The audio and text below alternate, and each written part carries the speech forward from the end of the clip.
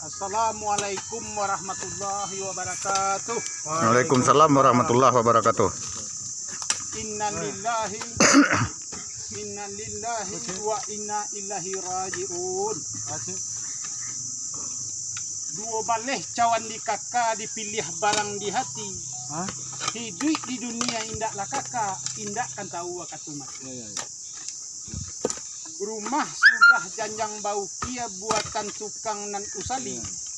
Aja lulah datang memanggil, indakkan dapat datang buah lain.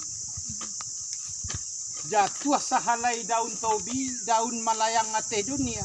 Daun disembah malaikat, namo tatulis di dalamnya. Habis bilangan tamai rasa kia habis datih dunia.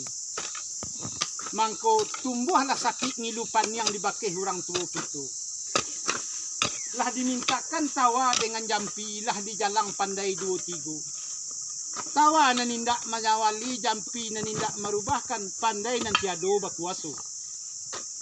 Sekarang panjang langkah, singkik nanti bintak dibakeh orang tua kita.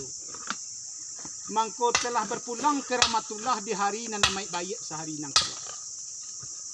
Mangko lai sepanjang nan basuruh. Salah kepada Allah minta ampun, salah kepada manusia minta maaf. Samasu hayat beliau di kandungan badan, bergaul dengan kita sehari-harinya.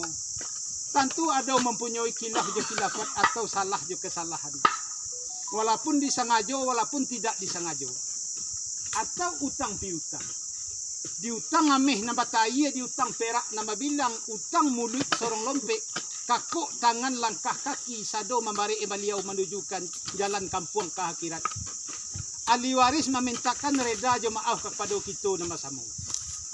Seandainya ku adalah hutang piutang nan cara bakajalasan, kami sebagai ahli waris bersedia menyelesaikannya. Badawak kita nama sama. Sama-sama.